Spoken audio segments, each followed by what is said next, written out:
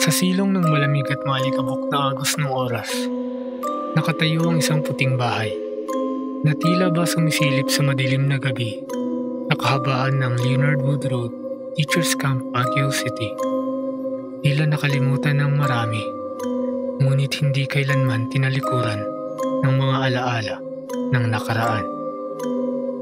Dito, sa Revive and Render, ikakwento ko sa iyo ang tungkol sa isang residential house sa Baguio City at ang mga nasaksihan ng mga puting pader nito na bahiran ng trahedya. Let's go!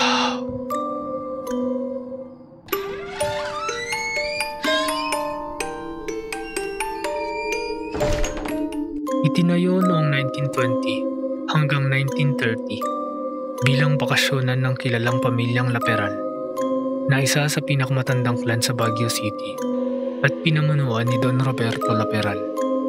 Yari ang bahay sa nakakaagaw pansing kahoy na nara at yakal at pinanday sa estilong Victorian American Colonial o ayon sa ilang tala ay Victorian architecture. Ang puting ganda nito ay natabunan ng mga matang nagmamatsyag sa dilim nang dahil sa ikalawang digmaang pandaigdig.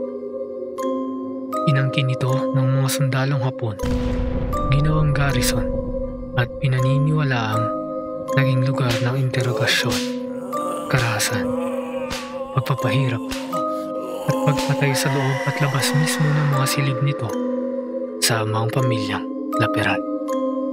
At iniwan si Don Roberto bilang survivor, ngunit sa kasamaang palad, nadulas ang Don at nabagok ang ulo sa entradang hagdanan na humantong sa kanyang kamatayan.